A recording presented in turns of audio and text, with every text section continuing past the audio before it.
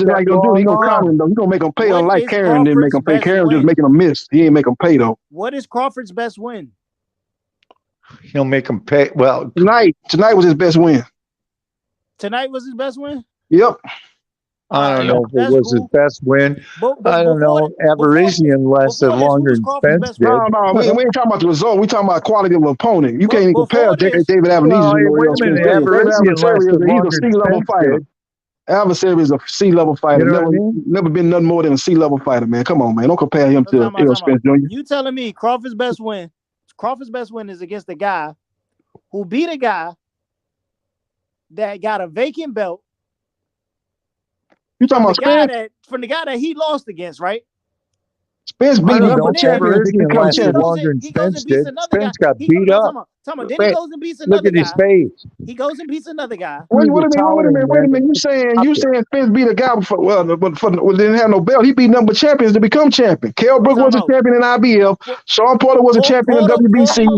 Jordan Lewis was a champion in WBA. He beat champions to become a unified champion. What you talking about? Porter looks like a weak champion because Porter lost his chance, his weak opportunity champion? to capture a title before he got it with the fight with Danny Garcia. Well, you hating on Porter. Porter beat Danny Garcia to become WBC champion. Got lucky. Porter got put in a lucky position to fight for that title again. Porter got one of the best resumes in the welterweight division, but he getting lucky. He getting handout. Come on, man. You just hating on Spence because he didn't give your boy Thurman a chance, man. But you gotta give credit where credit is due. The truth. Y'all hate to hear me break it down the way I'm breaking it down, bro. Yeah, you breaking it down. You showing your bias, man. You hating on the man because he didn't give your boy a fight. Oh man, here we go. Train came off the tracks over there. Mm-hmm. You're talking about breaking it down, man. I think your that boy train took a wrong turn. He would have probably had a better chance against Crawford had he fought Thurman. You talking about Errol Spence Jr.? He would have probably had a better chance against Crawford had he fought Thurman. He done fucked up. No, he would have never beat Crawford. He should have been. He could have fought Thurman. He still wasn't gonna beat Crawford. That style all wrong for Errol. He's an aggressive fighter fighting a guy that's a pinpoint accurate counterpuncher. That's a recipe for disaster for Errol Spence. Yeah. What y'all think was gonna happen if he fought Thurman, bro? Thurman is a come forward fighter, bro, who ain't gonna let you back him down like that, bro. He was gonna put the fucking paws on this dude, bro. Yeah, that's what you say. And Thurman punched harder than Bud. No, he don't. No, fucking crazy, bro. Why you ain't trying to say your boy Thurman should fight Crawford? You keep throwing these other people against Crawford. Why don't you say your boy Thurman should fight Crawford? Thurman punch harder than Bud. What? As the Bud you talking about Boots and all these other people? There's no way. What are you talking about? I was asking for Thurman Crawford before the motherfucker fought Avenesian. Thurman told Crawford he needed a fucking tune-up. And then after he got his tune-up, what did Bud do? He went to go fight David Avenesian. Y'all, what are you talking about? I've been asking for this fucking fight. It's them motherfuckers who don't want to fight Keith. Just like the same way Crawford don't want to fight Thurman a long time ago, and Thurman told him to go fight Amir Khan, so he did. Get with the program. Why you think Thurman told him to fight Amir Khan, bro? Because, but he wanted to fight Thurman. Thurman goes, "Oh, I'm not. I'm looking for Floyd. So why don't you go fight Amir Khan?" So he did. But hold on. Crawford wasn't So even he at did. 47 during the time Keith Thurman was even chasing Floyd. Crawford was at fucking 130. Crawford was calling him out back then. And he wasn't at 130. And he wasn't at 130. He didn't move up to like 2017. Right? Yeah, but after he beat Ndongo, became undisputed, the people he called at 147 was Thurman and Pacquiao. Those were the two fights he wanted. So that's when Thurman was unified champion. That motherfucker. All right. So P game, right? Because now I'm about to cook y'all. Now I'm about to cook all y'all. Because y'all clearly don't follow anything. Did they not send the contract to Keith Thurman? Yes or no? Top rank. When Terrence Crawford said he wanted to fight Keith Thurman, did they not send the contract to Keith Thurman? Yes or no? No. They sent the contract to Keith Thurman. See, you don't know what you're talking about. They sent the contract to Keith Thurman. What was the offer? What was the offer? To Keith Thurman. You know what Keith Thurman said? It wasn't enough. They sent me a contract looking stupid that wasn't in writing. It wasn't in writing. The contract was not in writing. I sent the contract back, and they didn't do anything after that. Yeah, everybody know Top Rank wasn't trying to pay big bonus for Crawford. $1 million, and then he was willing to negotiate, but they just blew him off because he was being an idiot. Thurman loses to Pacquiao. Thurman calls. He was being an idiot. Thurman calls Bob Arum looking for a Crawford fight for $10 million. See, that's the thing. See. It look now.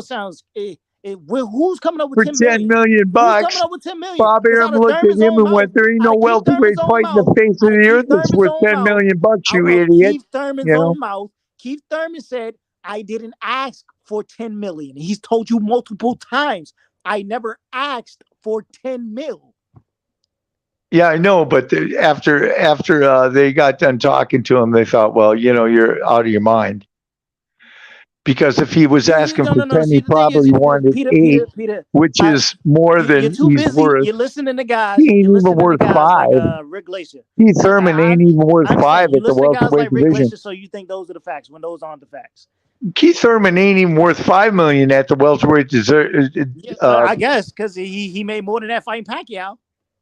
You know, the problem with it was the Top Rank was paying Crawford a lot of money, $3 million guaranteed. So they wasn't paying Crawford opponents that much money. That's why he's fighting Kavaliauskas and Jose Benavidez Jr. fighting those guys. Man, those guys come cheap. You know, PBC welterweights, you can't pay them that type of money they was paying Kavaliauskas and His Jose best win, Benavidez Jr. and what is guys it? like that. What's his best win at 140?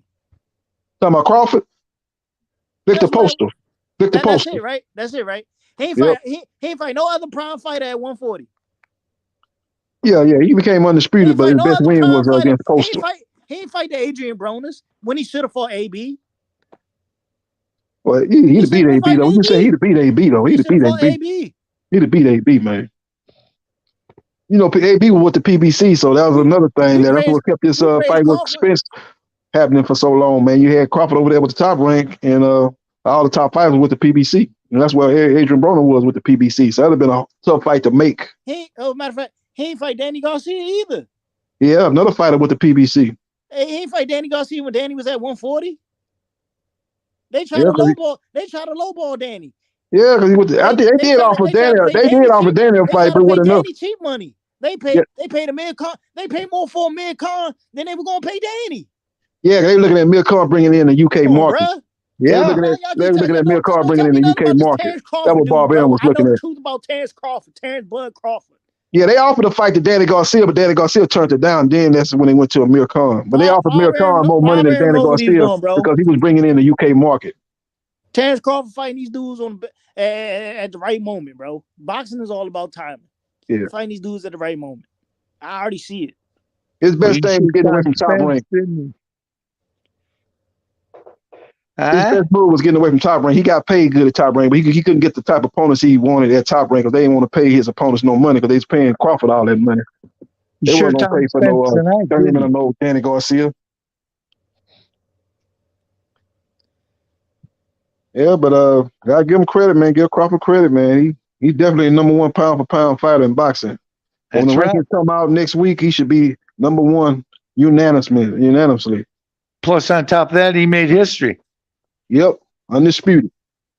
And he's from Omaha, Nebraska. Yep, Omaha, Nebraska. Yeah, man. Yeah, he cold, man.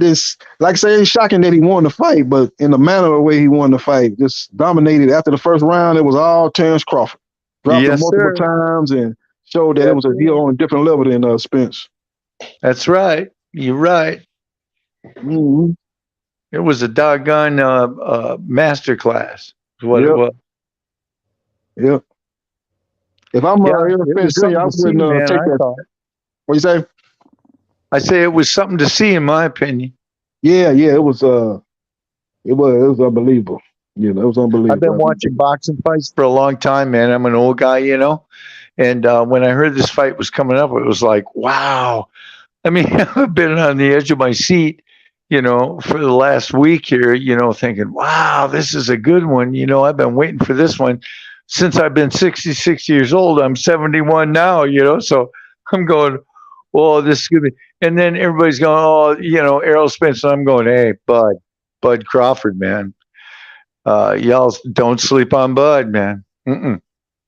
Yeah, he's a special fighter, man. Like I say, he's the best welterweight of this era, the best welterweight since Mayweather. So he just dominated. When you look at what he was doing, offense, defense, it was just a virtuoso performance by Crawford, man. I don't know why Spence will try to exercise a rematch clause, even at 154. Because if he take another loss and get beat bad like he got beat tonight, you know, they're gonna be talking about he need to retire. So if I was his advising Spence, I'd tell him, nah, man, let's move on. You go to 154 and you know, we dip our feet in the water, 154 fighter, maybe a top 10 junior middleweight, and then after that try to fight for a title at 154, but Yeah, leave go Crawford go go alone. 154 fight Erickson Lubin. You know what I'm saying? Go fight Lubin. Maybe fight like a Brian Castano or somebody like that starting off. Yeah, And no. Don't put him in there with against no Castano, bro. why not? You gonna put him in there with a dude who been out the ring for 2 years? Well, why? That's his problem. Just like what he's doing, the same thing your boy Thurman doing. Thurman been out the ring about 2 years, ain't he? That's crazy. Thurman had a fight. When? Thurman fought Last year? Barrios.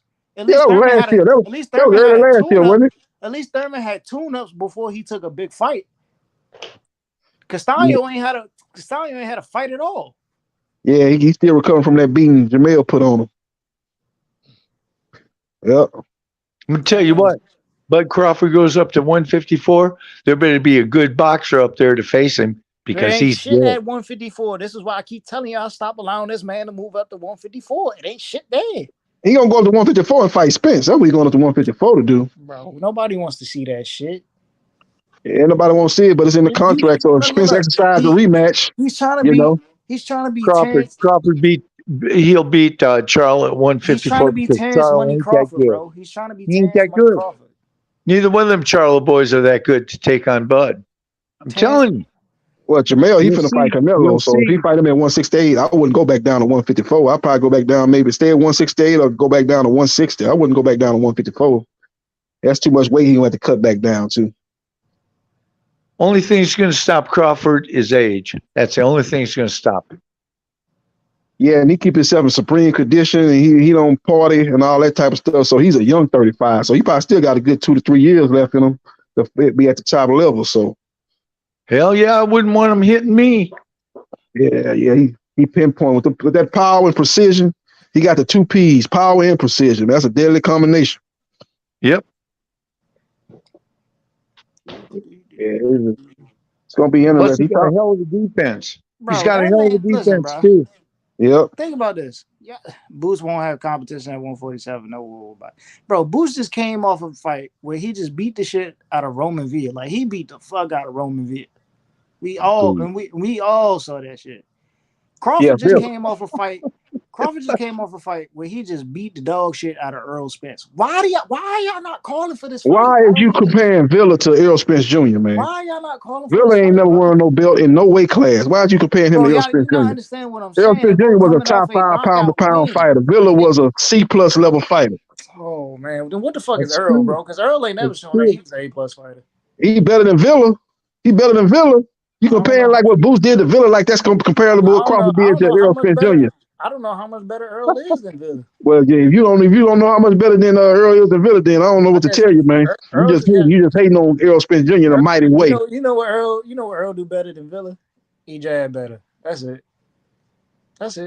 He just got a better educated jab. Yeah, he got a straight left hand. He a better body puncher than Villa.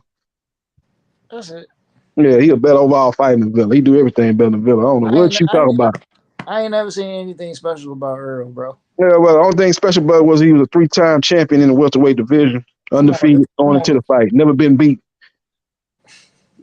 Beat Porter, beat Danny Garcia, beat Ugas, beat Lamont Peterson, beat a lot of big names at 147. Come on, bro. Lamont Peterson, 140 pounder. Like, let's be serious. Yeah, the same Lamont Peterson that won the world title, right? Lamont Peterson was a good fighter. 140 pounder.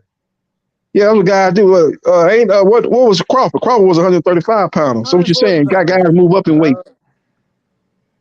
Yeah, Crawford was 135 pounder. So he moved up to 147. Guys move up in weight. Dude out here fighting 140 pounders, and he finally gets stopped by one. Yeah, One that wasn't damaged by the time he got to him. Yeah. Yo, what your boy Thurman do? He got beat by a 40-year-old Pacquiao. What that mean? That mean he got beat by a 40-year-old Pacquiao. Like I said, he got beat by a guy that was getting ready to collect his Social Security. Did Thurman lose in the fashion that Spence just lost in? He should have never lost to. Spence would have never lost to. Spence would have never lost to a 40-year-old Pacquiao. Spence would have never lost to a 40-year-old Pacquiao. You ain't never seen Thurman get beat around the ring like Earl just did tonight. Spence would have never lost to a 40-year-old You ain't never Pacquiao. That's the seen difference. Keith get beat around the Spence ring would have like never Earl lost just to a got beat 40-year-old Pacquiao. Spence would have never lost to a 40-year-old Pacquiao. Spence would have never allowed Mario Barrios to go 12 rounds with him when the guy at 135 pounds had just knocked out Mario Barrios in the fight before. Spence would have stopped Mario Barrios. Come on, bro. You think Keith couldn't stop Barrios, bro? We Well, yeah, we seen it. We seen it. He couldn't stop him. We just seen it. He didn't stop him. You want to make excuses for him? He did. Why he didn't stop him though?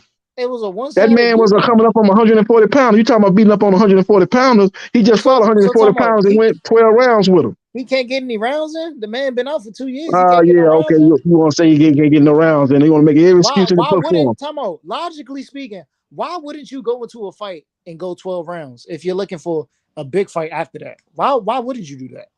Nah, why would you go 12 rounds? You know, anything can happen in a 12-round fight. You get caught with something you don't see, get knocked out, get cut, or break your hand. You want to get the fight over with as quick as possible. He couldn't do it. Don't make no excuses for this guy. He couldn't stop Barrios, and Barrios got stopped by Tank Davis. Tank Davis stopped him before. You think don't make no excuse for that, I'm man. just telling you, he didn't do it. Yeah, he couldn't do it. That's what I'm telling you. Obviously, he couldn't do it because he didn't do it. He went 12 rounds. Why didn't he do it? Because he couldn't. You think he couldn't? I seen it. He couldn't. So if he's sitting there beating the fuck out this kid for 12 rounds, you don't think he couldn't have got him out of there? Yeah, because he couldn't do it. I just seen that he couldn't do it. I guess. He didn't do it. He didn't do it. I see different. I see different because I see the results. When I compare Spence versus Mikey Garcia and Thurman versus Barrios, I see one fighter getting rocked around the ring and the other fighter just being stationary. I'm just saying. And they both came up weight classes, right? Mikey was at 140. Yeah, Mikey was much better than Mario Barrios. Mikey going to the Hall of Fame. Mario Barrios ain't. Mikey ain't put up a better fight. That's the difference between them two fights. You got to mention that one of them going to the Hall of Fame and the other one ain't. Mikey ain't put up a better fight than Barrios. No, he couldn't because he got dominated. That's how it shows you how good Errol Spence was. Dominated that guy. Barrios got dominated too. Who? But Mario Barrios ain't Mikey Garcia. Mike Garcia at the time he fought Errol Spence Jr. was a pound for pound fighter. See, you forgetting to mention that. Errol Spence Jr. got beat tonight by a better fighter, but don't take nothing away from Bud Crawford. Like he just beat some scrub trying to compare Errol Spence Jr. to Villa of all people. Hey, Bud put on a masterclass. Let's face it. Yep. He's a great fighter, man. Number one pound for pound fighter. Unquestioned. There should be no doubt about it. It should be unanimous. Ring Magazine, ESPN.com, all them different people that do those pound for pound rankings, they should have Bud Crawford number one. There shouldn't be no doubt after the night. I lost respect when you said we having news about Thurman and Spence versus Crawford. Listen, bro, my bad, bro. I was expecting the news to drop, bro. But you know what I'm saying? My man said, we going to get the announcement a couple weeks after, bro. I was expecting it this week, bro. I'm sorry, bro. It should have been. I was looking for it. I thought Thurman, I seen him doing the interviews, Radio Raheem, and all these different people fight Hub. And I'm like, okay. Tip say he going to announce his opponent. Didn't hear nothing. I see him sitting out in the crowd. He was looking at, I saw where he was looking. He was like, damn, that boy Spence get dominated. I was kind of blown by that. You know what I'm saying? Tell you the truth, I thought Bud was going to knock him out in the fourth or fifth round, but when he knocked him down in the second round, and then I saw him knock him down the second round, I'm going, yeah, he doesn't have much time left. I think they should have had Boots come up to the table. You know what I'm saying? Do the interview with the Boots ain't gonna broadcast team. That would have been great. Boots need to get a fight in with Stoyanis or Michael Crowley or somebody like that. Get a good win at 147 against a top 5, top 10 fighter. And then maybe you start fight for a world title. Nah, why not keep Stoyanis around, bro? Who? Keep Stoyanis around. You know what I'm saying? There's opponents out there Stoyanis can face.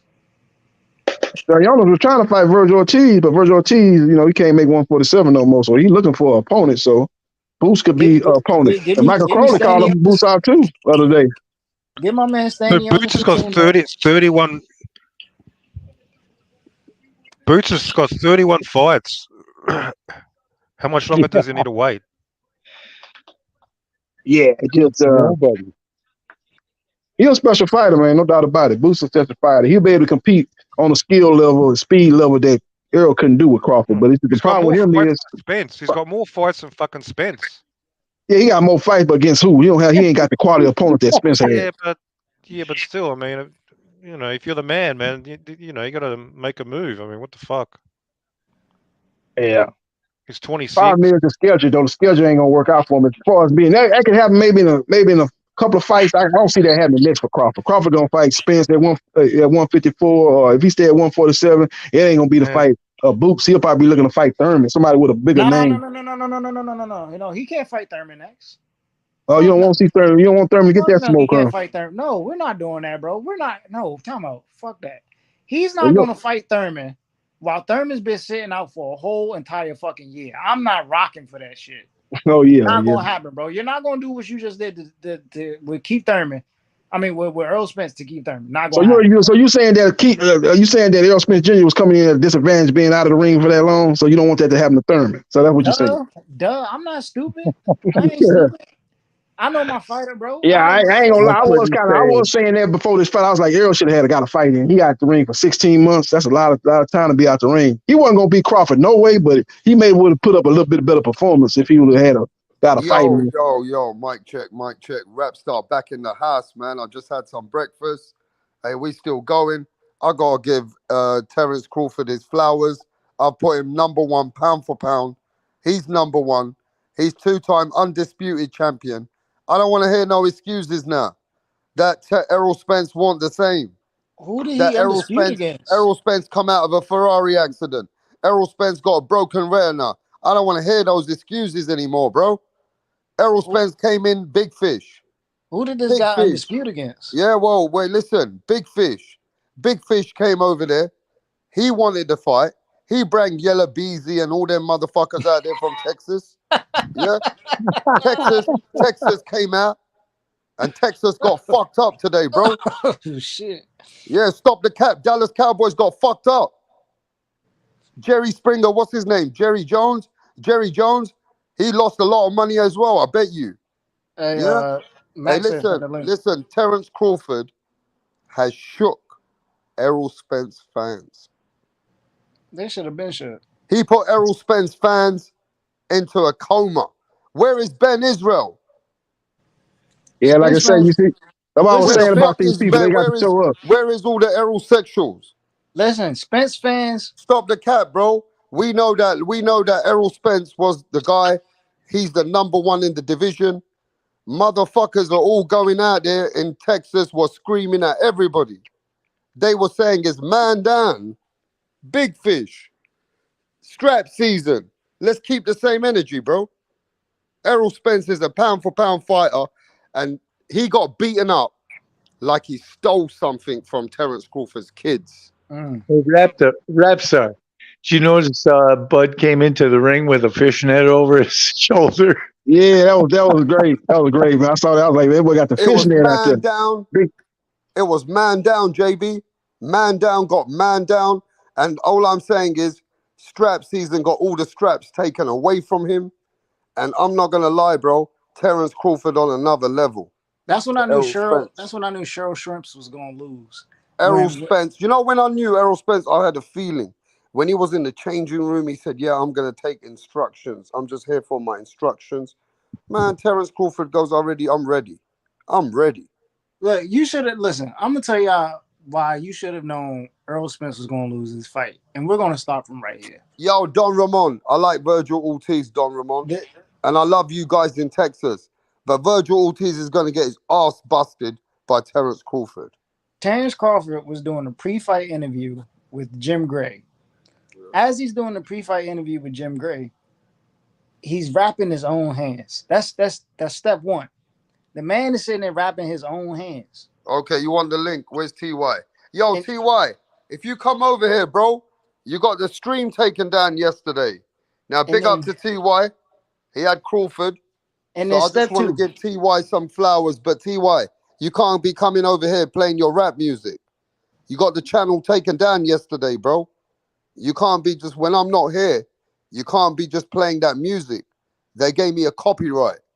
Go on, keep it going, bro. Yeah, step two. As this man is wrapping his own hands, he follows it up with his ring walk. His ring walk, he has Eminem This is where you know you're in trouble. You know what I'm saying? It went from 25% to 50%. Then you just got to look at his appearance. The dude came out with a diamond chain on that said Prime. Yeah, prime, Yeah, I prime saw that. time. You know what I'm saying? A Had diamond Deion chain that Sanders said chain Prime. on. And Yeah, I then saw he that. got a fishnet. He got a fishnet on dressed in all black. You should have known right there that you lost the fight. Yeah, boy coming out there like the Grim Reaper, huh? With You know what I'm all black. saying? Like Like he getting ready to go to a funeral. the man wrapped his own hands. He got Eminem with him, walking towards the ring with a diamond chain on and a fishnet, dressed in all black. Like, bro, you should have just walked about the ring right there. Yeah. I mean, the moment the bell ring, you know what I'm saying? Y'all get paid, so just step out the ring. Like, no, everybody wins. Yep, I think a fighter did that too. Not too long ago. Dude on top And you know what? Look, I like Spence, yeah, but Spence better go back to farming, feed the pigs, go fucking take care of the horses, go take care of all the chickens, go take care of his girlfriend and everybody else in the farm. He need to stay in the farm. Let me tell you this now. Don't you ever call Canelo Alvarez's name. You understand? Errol Spence will get knocked out so badly by Canelo Alvarez. Canelo Alvarez will put Errol Spence into a fucking coma. I want Errol Spence now to retire, bro. I want Errol Spence has made enough money. He's lucky to be alive after that Ferrari. He need to go back to farming, bro. Go back to Texas and go chill with your horses. That's what I'm telling you. Then it's not even the fact that he had a diamond chain on, walked with Eminem, and Bro, had there's no need for a rematch, bro. Tip Bayless, there's no need for a fucking rematch. No, there's no need. No, ain't no need for a rematch. Look, but you can't rematch. it's in the contract though, so he activated, but it's no need for it. You don't rematch a dude who comes to the ring without a haircut and a diamond chain. You just don't do that, bro. Yeah, boy rocking the fro and everything, you know. He ain't have no fresh cut and had a diamond chain on. Like, bro, like you can't rematch a guy like that. Hey, bro, let me tell you something. I feel sorry for Errol Spence. He got beaten up in front of his daughters, his fucking wifey. All the fucking Texas people came out to Vegas. All these people, was there? big fish. Mayweather was laughing. Floyd Mayweather was like, look, I got $1 million on Crawford, you fucking idiots. Floyd Mayweather was laughing. Oh, he said he bet on Crawford? Mayweather came out and said he bet on Crawford? Spence was taking a beating. And Floyd was laughing. Floyd I ain't never hear about believed that. in Errol Spence, bro. I ain't hear about that though. Cap, bro. I ain't hear about that though. You said Mayweather bet on Floyd never Crawford? believed in Spence. Hey, look, man, I'm gonna give all the Crawford people their flowers. Like I said, I got Inoue, right? People what you got Inoue doing what? You got Inoue doing people what? pick Stephen Fulton. I got Inoue. I got this wrong. I mean, I got humbled. I thought you were gonna say Inoue was number one pound for pound. Baddest motherfucker. Terrence Crawford is the baddest motherfucker. Hey, let me talk my shit real quick, man. Yeah, but all yo, boys, T.Y., where they at? yo, T.Y. Where they at, but though? Listen, you can't where play all no they music. at, though? But where they yeah, at, but though? you can't play no all music. that Earl Spence shit, where they at, T.Y., man? you can't play nah, no I music. want my flowers. Remember that, yeah? They talk to all that bitch ass shit been talking. But don't where play they no at? music, bro. Nah, I'm not playing no music. No, you got the I stream already taken played. down I feel yesterday, good. bro. I told everybody what Bud was going to do, man. Where's all them Earl Spence fans that been on your channel talking that old hoe ass shit? Well, Ben Israel owes the 150. Man, Ben Israel, let me tell you something, bro. I'm gonna tell all y'all this something. I've been on here for a minute. bro. And we all talking about Ben Israel on every channel. Look, I just left a couple. Look, let me tell you something, bro, about Ben Israel. When he lost that Wilder fight, he ain't show up for a whole year. That man ain't coming on here. He fugazi, y'all. I told you. Bro, he's not gonna be on here, bro. What he did that with Wilder, bro. Yeah, I know these cats, bro. I punish them and I punish them out of money and beds. This is what I do. Just like all them suckers that been on your channel. Where all them brothers? Where all them Uncle Tom? Where's TBS? Where's all them bullshit motherfuckers talking that Earl Spence shit? Where all them sucker ass niggas at? Where all them bitch ass niggas at, man? Hey, Ben Israel gone missing, bro. Man, he talking about some Terrence Bud Crawford. Like anybody give a fuck about Terrence Bud Crawford? Man, shut up, because you got Earl Spence, man. What you mean? That man did his shit. These motherfuckers like you that run your fucking mouth. That man look beautiful tonight, man. The fuck you talking about, man? You don't even make no sense, man. Oh, hating ass nigga. You one of them niggas in the hood. Just hate on another nigga when he come up on some bitch ass nigga. Get your bitch ass up off here, ho. I'm talking to you, bitch. I'm talking to you, ho.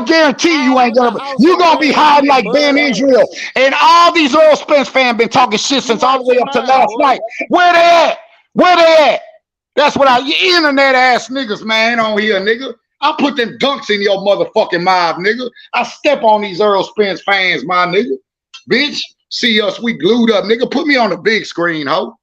I'm a big screen nigga, man. Big cup, nigga. Got a sip in a 4 in a motherfucking 16, man. Hey, T.Y., I'm going to give you Fuck your wrong with flowers, these hoe T.Y. ass niggas. Look, Hey, T.Y., nigga, I'm going to give look, you your I got some flowers. drink. You I called it. got a deuce of I'm going drink to give you your with some flowers. apple You crown. called it. I got a deuce of drink with some apple crown up in that hole, nigga. Motherfucker, I'll Man, give you your nigga, we flowers. sit with some Jolly Ranchers up. Nigga, we started this drink. Niggas be biting our shit from Atlanta like Bun B. Hey, how Niggas much be money biting our you win, shit, talking about T.Y.? drink. How Got much niggas money like you win, Lil T.Y.? Wayne sipping drink. Nigga, they Hey, got that T.Y., shit how for much what? money you win? How much money you win? He ain't win that. $500. Look, I bet. Look, let me ask y'all this. Look, let me ask y'all this. Hey, y'all consider what that was a knockout. Look, I'm gonna tell you, the nigga that bet me said that he got $500. I said I got $500 on Bud, but when I bet him the $500, he said I got an extra 500. He said 1,000 for a knockout. Was that a knockout that just happened? Knockout, yes. Yeah. Okay, Yo, but yeah. you know what he's gonna try to do though? I'm gonna say if he ain't no real nigga because I ain't heard from him yet, bro. That's why I tell you, and that's why I tell you don't bet these dudes. But I'm not gonna say it because that dude from my city, man, and I ain't heard from him. But I know he got money, so I'm not gonna say. But he ain't called me. I texted him earlier.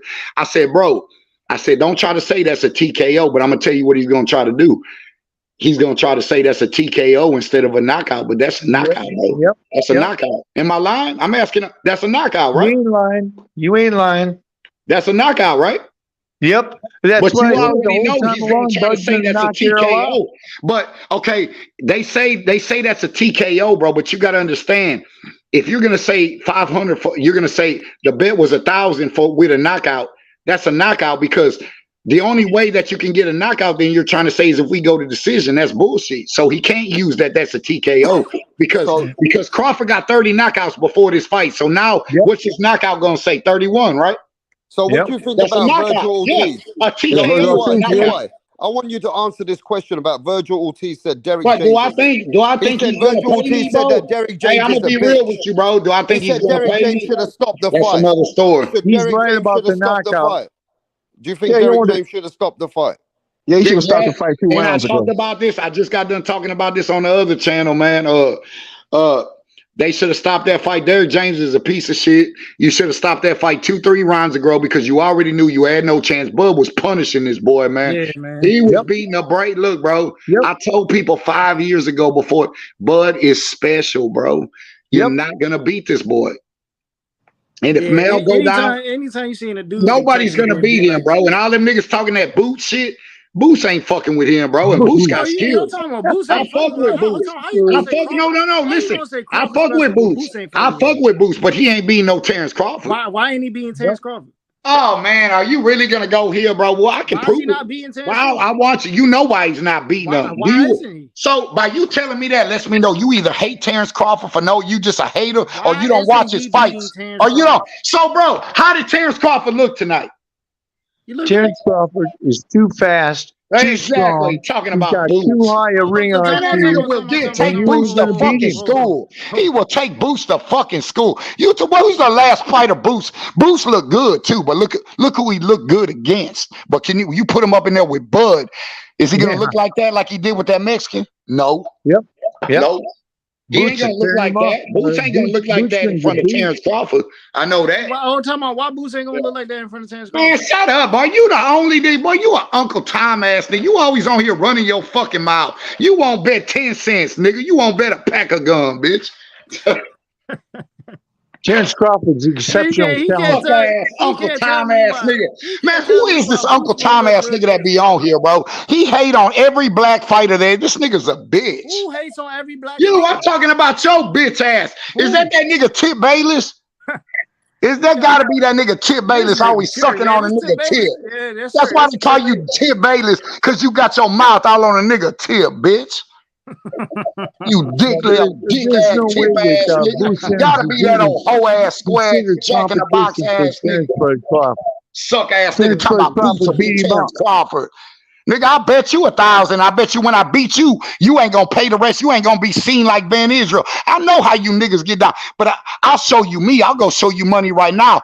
Just to the nigga I just bet 500. I bet you I'm not betting on my ass because I can go upstairs right now, go grab my money, and I can cover every bet that shows you that I wasn't betting on my ass.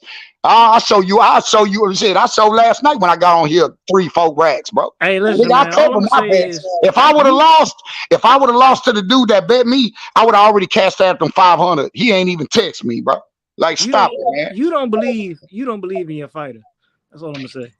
I don't believe in my fighter, then why do I bet $500 and It's like 1,000 me. on It's my like fighter? me. Like right now, What you bet on your fighter, it's you like old me. bitch It's like ass me. Right nigga? I now, know I'll you be a honest. crumb. I It's know like me. you a Right now, crumb because you I'll be talk and act honest. like a crumb. I don't believe in my fighter Keith Tip Thurman Bailey, shut your to beat bitch ass up, man. Terrence Crawford right now. I Tip can weak openly ass admit baby, I man. don't believe in my Bitch, you guy right got now. your name from But a you don't racist believe ass in your white guy. boy. Shut your You bitch don't ass believe in up. your guy. Bitch, who calls themselves Tip You Bayless? don't You got believe that in shit your from guy. Skip Bayless, you bitch ass Uncle Tom ass nigga. Damn. You suck a nigga dick, bitch. It is Undisputed.